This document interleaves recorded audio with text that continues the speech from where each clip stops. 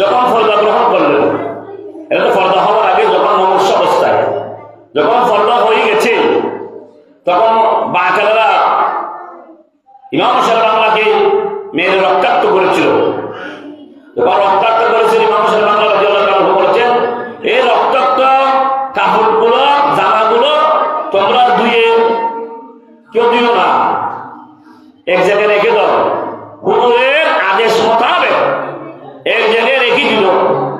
যখন আমি এন্তেকাল হব, এই কাপড় চোপড় গুলো, রক্ত মাখা জামা কাপড় গুলো আমি ইমাম সাহেব বাংলার কবরের মধ্যে দিয়ে দিব। সুবহানাল্লাহ।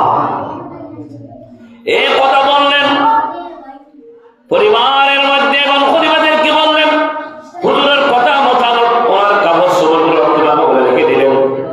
রেখে দিয়ে যখন ইন্তেকাল হলো, যখন ইন্তেকালের সময় আসলো, বাড়ি হলো, ইন্তেকাল যখন হয়ে গেল, একদিন গেল, দুদিন গেল, 3 দিন, 15 দিন, 7 দিন, 7 দিন হবে না দেখি 7 দিন, তখন ইমাম সাহেব বাংলা ওনার খলিফা আনোয়ারের জমিনে, জিয়ারের জমিনের মধ্যে, আনোয়ারের জমিনে শাহ মুসলিমের মাজারের উপর পাচ্ছে জিয়ারের জমিনে হযরত মাওলানা মুহাম্মদ আব্দুল হাকিম শাহ আমাদের খলিফা ওনাকে স্বপ্ন দেখাচ্ছে। উনি যখন জীবিত ছিল স্বপ্ন দেখাচ্ছে, হে আব্দুল হাকিম, আমি যখন কবরের মধ্যে গেলাম, সরকার সাল্লাল্লাহু তাআলা আলাইহি ওয়াসাল্লাম আমি ইমাম সাহেব বাংলার কবরের মধ্যে উপস্থিত হয়েছিল। সুবহানাল্লাহ।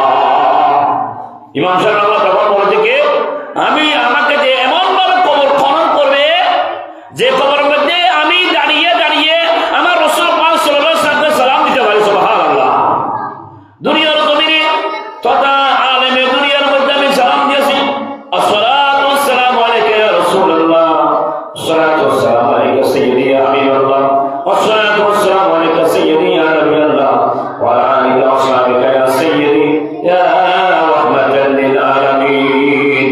আমি দুনিয়ার জমিনে সালাম দিয়েছি আলেমে দুনিয়া, এখন আলেমে বর্তমান জগৎ আমার রাসূলকে, আমার রাসূল উম্মত মুহাম্মাদের কবরের মধ্যে যারা ঈমানদার তাদের কবরের মধ্যে তশরিফ আনলে, মার রব্বুকা মা দীনুকা, আমার রাসূল যখন বলবে 3টি জবাবের মধ্যে যখন আমার রাসূলকে বলবে মা কুনতু তাকুনু ফি হাযার রাজুল, যখন বলা হবে ওনাকে আপনি কি চিনেন কিনা, যখন চিনেন বলবে সাথে সাথে ওই মুসলমান ব্যক্তিকে জান্নাতের মধ্যে প্রবেশ করাবে।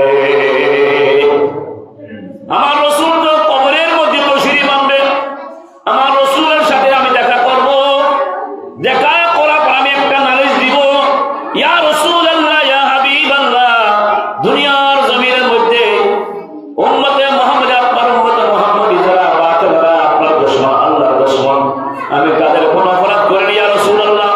আমি কোরআন এবং হাদিস মোতাবেক দিন, ধর্ম, মাযহাব, মিল্লাতের খেদমত করেছি, শরীয়তের খেদমত করেছি, তরিকতের খেদমত করতে গিয়ে, দ্বীনকে প্রসার করতে গিয়ে বাতিলরা আমাকে রক্তাক্ত করছে ইয়া রাসূলুল্লাহ। দেখেন যেটা প্রমাণ আপনার, আপনি রাসূলকে আমার জামা দিয়ে আমার রক্ত মাখা কাপড় আপনি রাসূলের সামনে আমি পেশ করলাম। সুবহানাল্লাহ। এই কথা পেশ করলাম আব্দুল হাকিম রাহমাতুল্লাহ আলাইহি, এক সাইয়্যিদের দিন বলল ইমাম হাশিমি